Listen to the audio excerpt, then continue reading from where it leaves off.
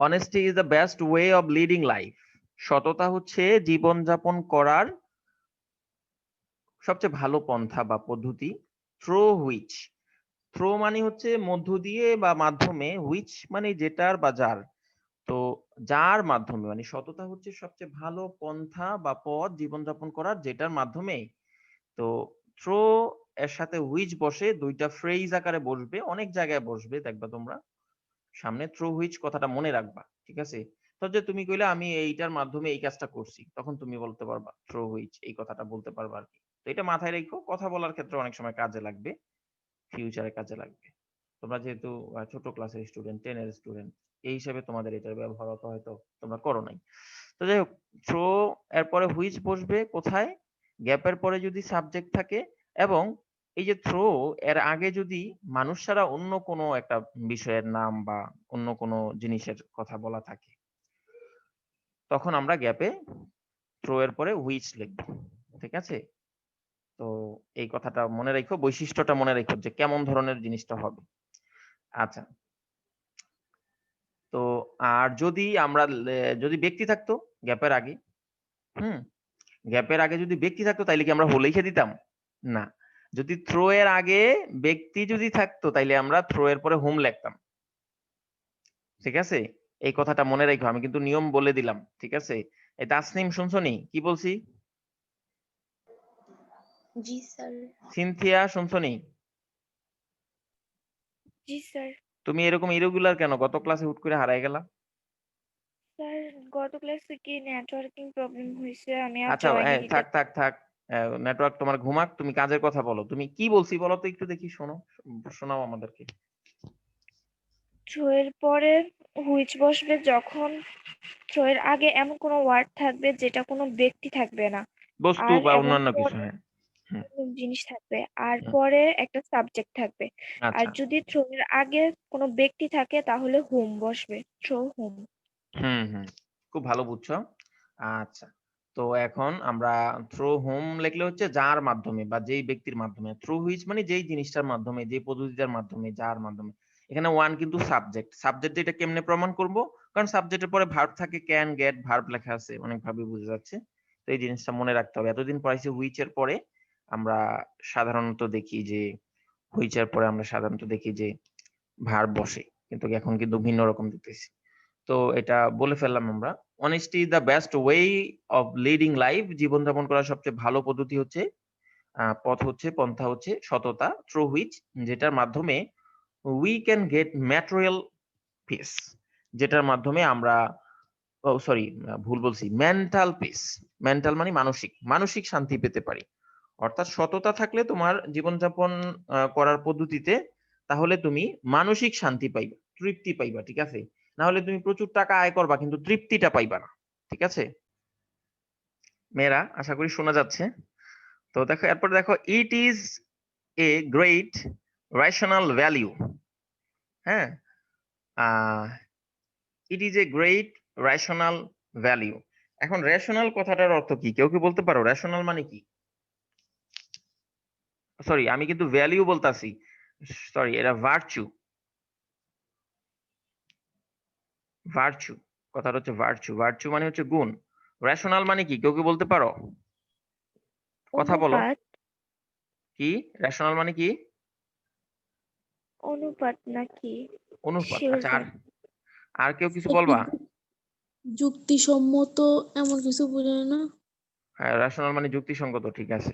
তারপর আর কেউ? এটা তো অনেকগুলো মিনিং। রেশনাল ভ্যালিউ, আর কি হতে পারে? রেশনাল ভার্চু, ঠিক আছে। Rational virtue, it is a great rational virtue, ঠিক আছে। তো এটা হচ্ছে একটা মহান বা বিশাল এক বা মহান এক সামাজিক গুণ, ঠিক আছে, বুঝছো? এখানে রেশনাল অর্থের অনেক মিনিং তোমাদেরকে দেখাচ্ছি আমি।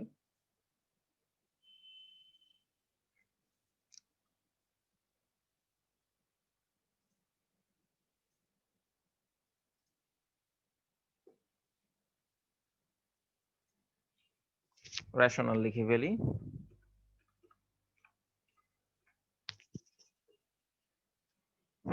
দেখো রেশনাল কি আসে, হ্যাঁ এটা অর্থই তো আসে না, এরা অর্থ কি কি ইংলিশ চলে আসছে এই জন্যই তো আসে না অর্থ।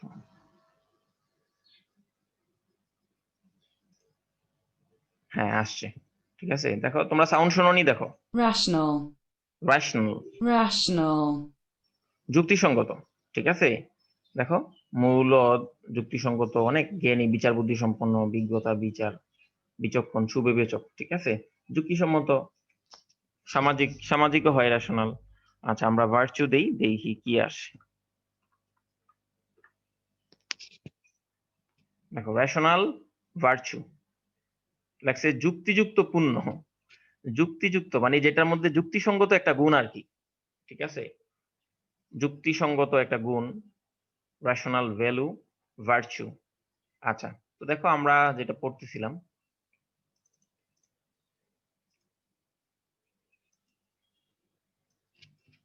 ইট is a great rational virtue, এটা এক বিশাল যুক্তিসঙ্গত গুণ আমরা বলবো নাকি সামাজিক গুণ বলবো? আচ্ছা আমরা এখানে সামাজিক গুণই বলি।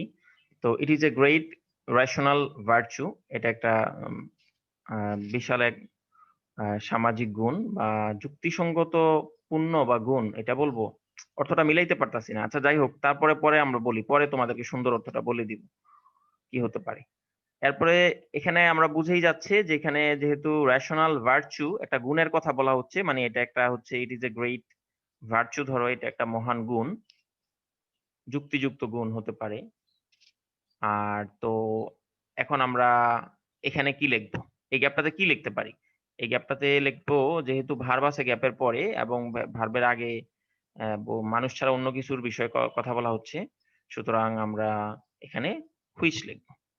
তো ইট is a great rational virtue which leads a man to the way of humanity, এটা একটা মহান যুক্তিযুক্ত গুণ বা এই সামাজিক গুণ যেটা মানুষকে to the way of humanity অর্থাৎ মানবতার পথে পরিচালিত করে, মানবতার পথে নিয়ে যায়। লাইফ অফ এ ম্যান, একজন মানুষের জীবন ইজ নট ভেরি পিসফুল, একজন মানুষের জীবন ইজ নট ভেরি পিসফুল, শান্তিপূর্ণ নয়।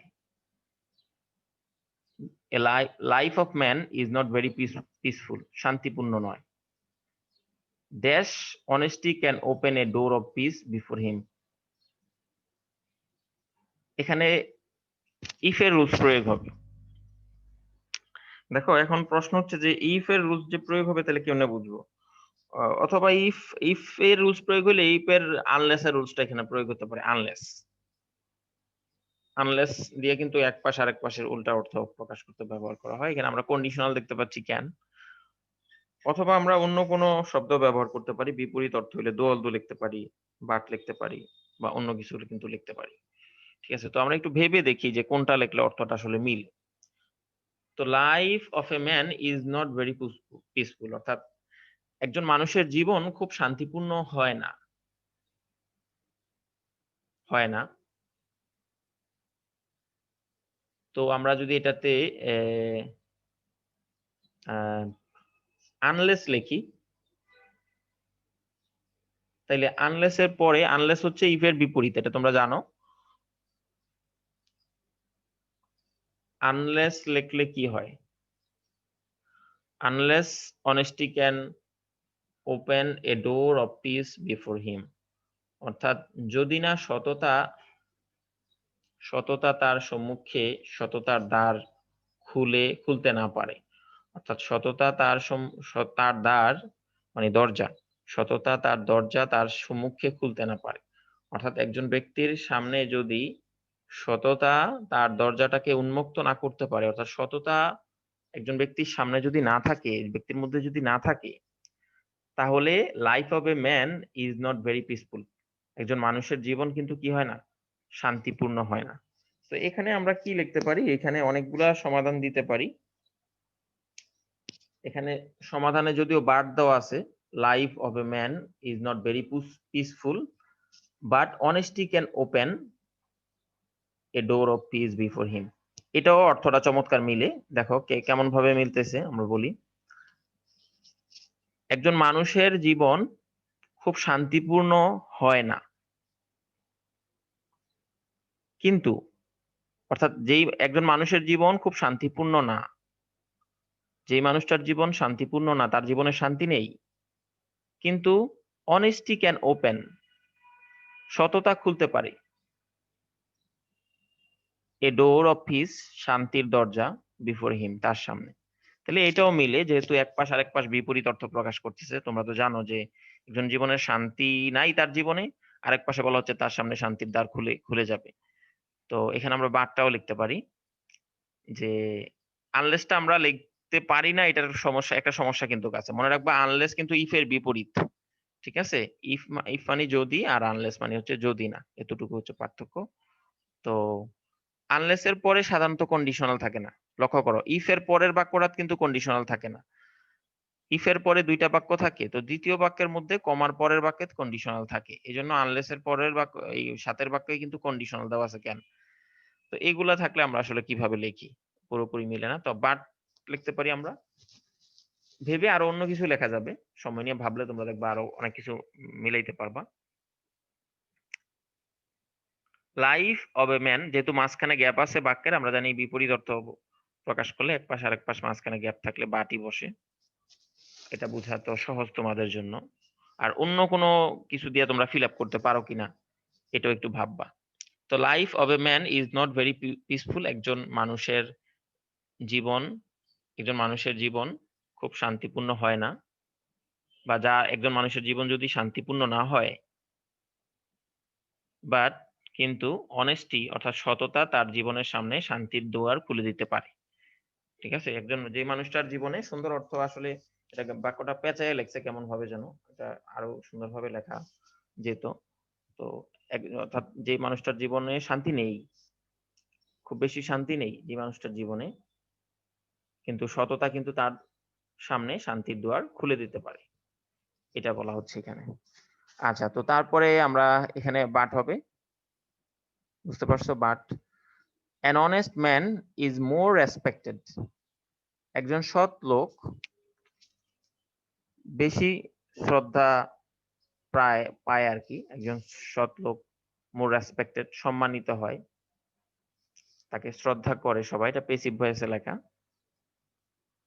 তো ডি নাম্বারে লেখা আছে এখানে দেন আদার ম্যান লেখা আছে। তো আমরা জানি যে এখানে কম্পারেটিভ ডিগ্রি লেখা আছে। তোমরা যারা ডিগ্রি পড়ছো তারা জানো যে মোর রেসপেক্টেড এটা একটা কম্পারেটিভ ডিগ্রি।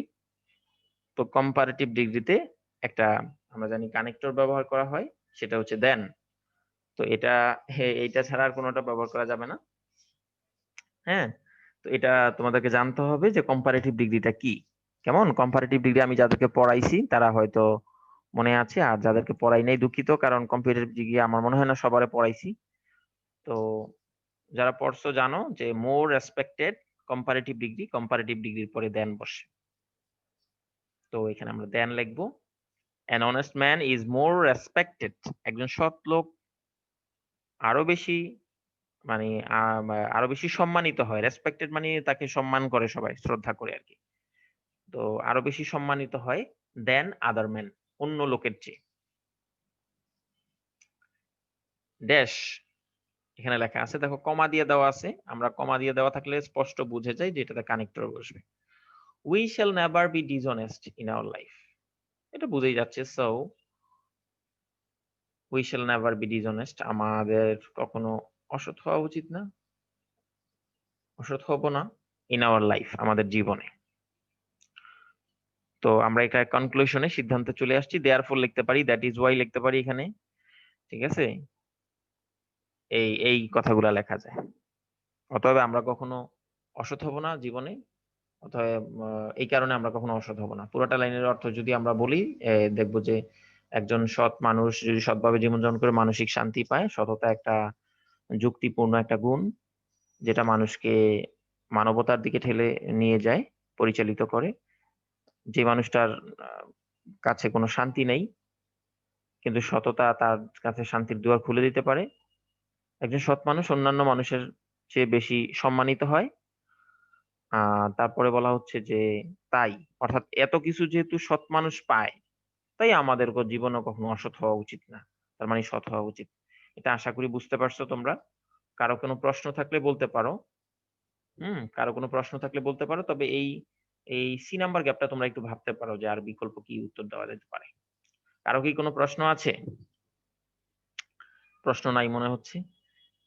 এই তামান্না, তুমি এতদিন পরে কোত্থেকে জয়েন করলা? কই আছিলা তুমি এতদিন?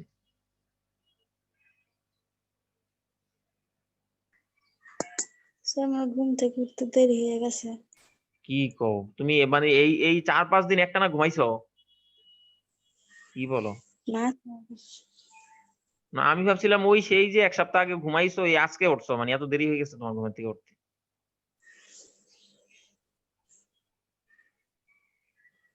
আচ্ছা, আমরা পরবর্তী কোশ্চেনে চলে যাই। দেখি পরবর্তীতে কোনটা আলোচনা করা যায়। যশোর বোর্ড 20-এ দেখি কি লাগছে এটা। টিচিং টিচিং আমরা পড়ায় ফেলছি।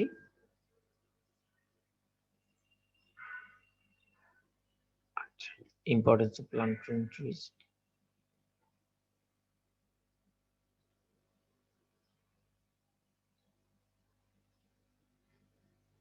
হ্যাঁ, এটা আমরা আলোচনা করি। দেখো, এটা সহজ আছে, তোমরা সহজেই বুঝে ফেলবা।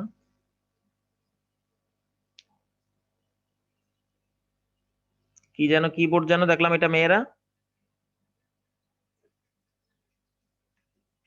যশোর বোর্ড দেখলাম, এটা বোর্ডটার নাম কি? স্যার দিনাজপুর বোধহয়, যশোরে তো টিচিং ছিল।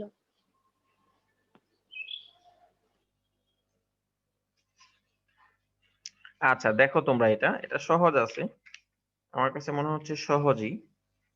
হ্যাঁ, এটা হচ্ছে কুমিল্লা বোর্ড 2020। ঠিক আছে, কুমিল্লা বোর্ড 2020, মানে আমাদের বোর্ডই আর কি। আচ্ছা, যাই হোক, তো এখানে দেখো, আমরা একটু পড়ি, মনোযোগ দিয়ে শোনো।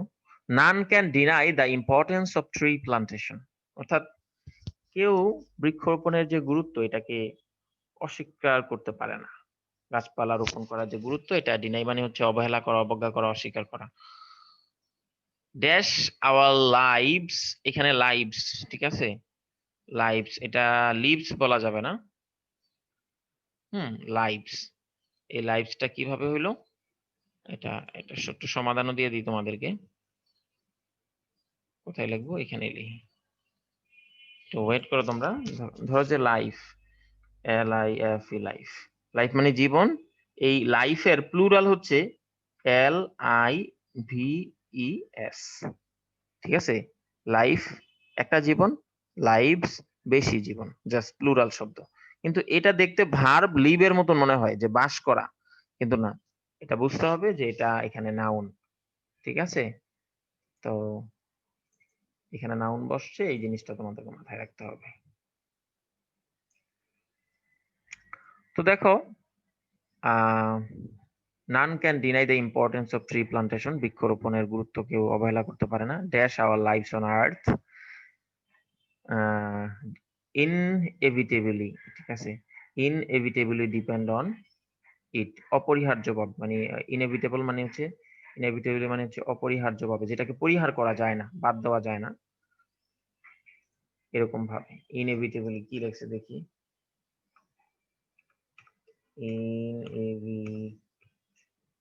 অনিবার্য, দেখছো, যেটাকে বাদ দেওয়া যায় না, নিবারণ করান। তো ইনএভিটেবলি বা মানে বাঁচবে যে এই যে অনিবার্য ভাবে আসছে, অনিবার্য ভাবে, মানে ইনএভিটেবল মানে হচ্ছে অনিবার্য, অর্থাৎ যেটা তুমি বাদ দিয়ে চলতে পারবা না আর কি। অপরিহার্য যেটাকে আমরা বলি আর কি, তো বাদ দিয়ে চলা যাবে না, অনিবার্য, এটা ঘটবেই বা হবেই, ইনএভিটেবল, বুঝছো? আর ইনএভিটেবলি মানে অনিবার্য ভাবে, ঠিক আছে, এই কথাগুলো আমরা সচরাচর বলি না। আচ্ছা, যাই হোক, তো আবার আমাদের জীবনটা অনিবার্য ভাবে, অর্থাৎ তুমি এটা আটকাইতে পারবে না, বাধা দিয়ে রাখতে পারবে না, এটা ঘটবে, এমনটা হবে, এরকম জিনিসটা ইনএভিটেবলি বলি আমরা। আমাদের জীবনটা ডিপেন্ড অন ইট, এটার উপর নির্ভর করে, মানে গাছের উপর নির্ভর করে। তো এখানে আমরা বুঝেই যাচ্ছে যে এখানে এজ বসবে। আমরা এর আগে এটা নিয়ে বিস্তারিত আলোচনা করছিলাম, যে কারণ বুঝাইলে বিকজ লিখতে পারি, এজ লিখতে পারি। ঠিক আছে, তো বলছে যে গাছপালার যে গুরুত্ব, সেটা আমরা কখনোই অস্বীকার করতে পারি না, কারণ আমাদের জীবনটা কি, পৃথিবীতে, অন আর্থ মানে পৃথিবীতে আমাদের জীবন অনিবার্যভাবেই এটার উপর নির্ভর করে, গাছপালার উপর নির্ভর করে। তো এখানে কারণ বোঝাচ্ছে, এই জন্য আমরা বিকজ লিখে ফেলবো। কেমন? তো এই জিনিসটা মনে রাখবা যে কারণের বাক্যগুলা মাঝে মাঝে মাঝখানে গ্যাপ দিয়ে দেয়, এটা মাথায় রাখবা। সি নাম্বারে বলা হচ্ছে এখানে বাদ বসে যদি বিপরীত অর্থ প্রকাশ হয় সামনের বাক্যের। দেখো গাছপালা আমাদের উপর, আমাদের জীবনটা এদের উপর নির্ভরশীল, কিন্তু দুঃখের ব্যাপার আমরা গাছ কাটিয়ে ফেলাচ্ছি। তো এখানে বুঝেই যাচ্ছে বাদ বসবে। এরকম ইট ইজ এ ম্যাটার অফ সরু, এই জায়গার শুরুতে বাটি বসে বেশিরভাগ, এটা মাথায় রাখবা। কখন বাদ বসবে? তখন সামনে এক ধরনের কথা বলা হবে, পেছনে এটা নিয়ে আক্ষেপ করা হবে।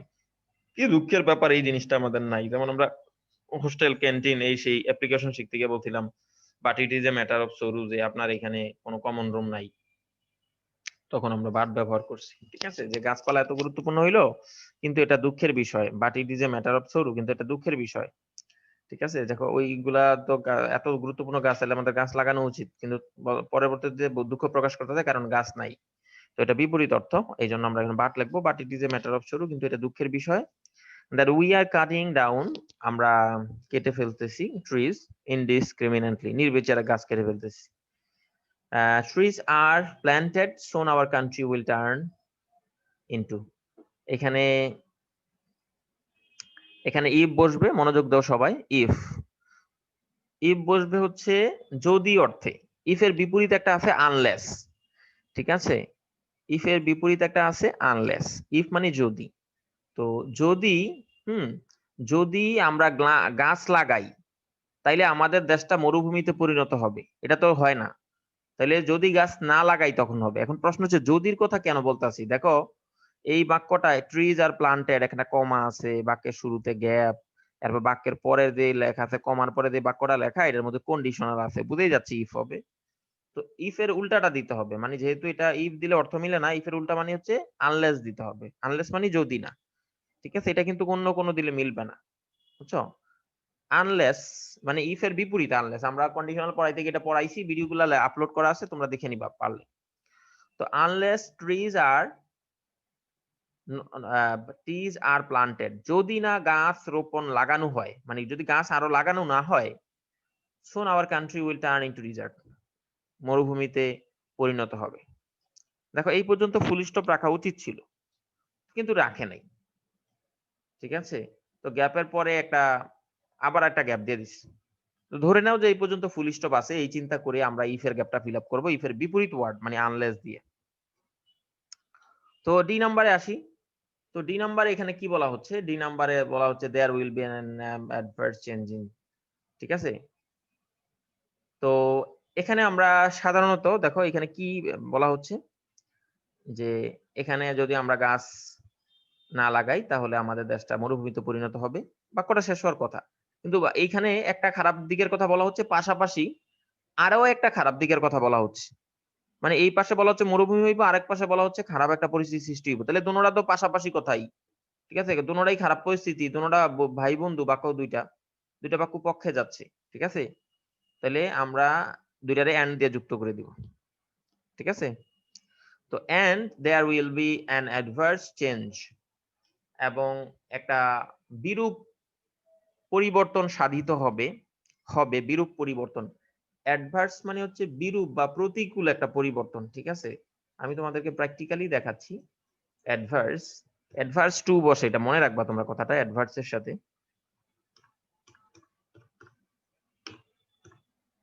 অ্যাডভার্স। হ্যাঁ, দেখো অ্যাডভার্স কি আসছে? বিরূপ। তোমরা সাউন্ড শুনোনি, দেখো adverse, adverse, অ্যাডভার্স বিরূপ, প্রতিকূল, বিপরীত, মন্দ, খারাপ, অনুকূল, অননুকূল মানে অনুকূল নয়, সুবিধাজনক না, এমন। আচ্ছা যাই হোক, তো আমরা এখানে and there will be an adverse change, একটা অনুকূল অনুকূল পরিবর্তন হবে, অর্থাৎ খারাপ একটা পরিবর্তন হবে, বিরূপ পরিবর্তন হবে ইন দা ক্লাইমেট, বায়ুমণ্ডলে।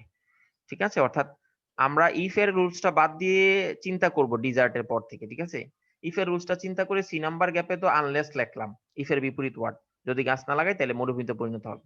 এতটুকু চিন্তা বাদ দিয়ে এবার পরের দুই বাক্য নিয়ে ভাববো, মানে দেশটা তো মরুভূমিতে পরিণত হবে, এবং এটা একটা বিরূপ একটা প্রতিক্রিয়া বা পরিবর্তন হবে পরিবেশের মধ্যে যদি গাছ না লাগাই। তাহলে আমাদের ক্লাইমেটে মানে হচ্ছে আমাদের জলবায়ুতে একটা বিরূপ পরিবর্তনের সৃষ্টি হবে আর কি এখানে বলা হচ্ছে। পরিবেশ মরুভূমি পরিবর্তন হয়ে মরুভূমিতে পরিণত হবে, আমাদের দেশটা পাশাপাশি একটা জলবায়ুতে বিরূপ পরিবর্তনের সৃষ্টি হবে। তো এখন আমাদের কি করা উচিত শেষে সিদ্ধান্ত নিব, এটা সবসময় আমরা সিদ্ধান্ত নেই এইভাবে, so therefore that is why লিখে। তো so we should plant more and more trees for our own sake. এই ফর সামওয়ান সেক এর মানে কোনো কিছুর জন্য বা খাতিরে। তো এখানে ফর সেক মানে ফরের পরে একটা ব্যক্তি বা কিছু একটা বসবে, এর অর্থ যাবে কোনো কিছুর জন্য বা খাতিরে। তো আমাদের নিজেদের খাতিরে বা আমাদের নিজেদের প্রয়োজনে আমরা গাছ লাগানো উচিত, তাই আমাদের নিজেদের প্রয়োজনে নিজেদের গাছ লাগানো উচিত। আবার আমি বলে শেষ করি, এ নাম্বার গ্যাপে কারণ হইছে এই জন্য আমরা এজ বা বিকজ লিখছি। সি নাম্বার গ্যাপে কন্ডিশনাল বাক্য আছে দুইটা কমা দিয়ে যুক্ত, এই জন্য সি নাম্বারে আমরা ইফ লেখার কথা, কিন্তু ইফ লেখলে অর্থ মিলে না, গাছ লাগাইলে তো আর মরুভূমি হয় না, এজন্য আমরা আনলেস দিব, যদি না গাছ লাগাই তাহলে মরুভূমি হয়ে যাবে। এতটুকু পর্যন্ত অর্থ হয়ে গেল। কিন্তু পরের গ্যাপটা ফিল আপ করলে আমরা কিন্তু ফুল স্টপ দেওয়া উচিত ছিল ডিজার্টের পরে, কিন্তু না দিয়ে তারা আরো একটা বাক্য যুক্ত করে দিচ্ছে। এজন্য না, পরের বাক্যটার সাথে যেহেতু মরুভূমি হবে পাশাপাশি আরেকটা খারাপ পরিবর্তন হবে, দুইটাই খারাপ পরিবর্তন, দুইটা খারাপ পরিবর্তন মানে দুইটা পক্ষের কথা, দুটোটাই খারাপ, তাইলে একই কথা পক্ষের কথা, তাইলে আমরা এন্ড দিয়ে যুক্ত করে দিব দুইটা বাক্যকে। এই নাম্বারে সিদ্ধান্ত নিচ্ছি যে তাই আমাদের যেহেতু খারাপ পরিবর্তন হবে, পরিবেশটা একটা বিরূপ পরিবর্তনের সাধিত হবে, তো আমাদের এখন আর কোনো উপায় নেই আমাদের অস্তিত্ব টিকিয়ে রাখার জন্য। এখানে বলতে আমাদের জীবন নির্ভর করে অনিবার্যভাবেই গাছের উপর, তো আমাদের সুতরাং গাছ লাগানো ছাড়া আর কোনো উপায় নেই। তো ক্লাসটা এখানেই আমি ক্যান্সেল করে দিচ্ছি, ইন করে দিচ্ছি, তোমরা পুনরায় আবার সবাই জয়েন করো মেয়েরা।